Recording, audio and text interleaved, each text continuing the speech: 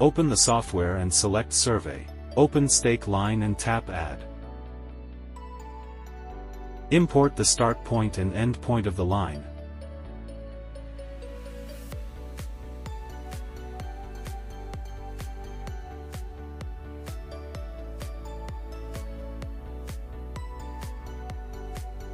Then tap OK. Select the target line from the line's database to start stakeout. Follow the on-screen instructions and move slowly toward the line.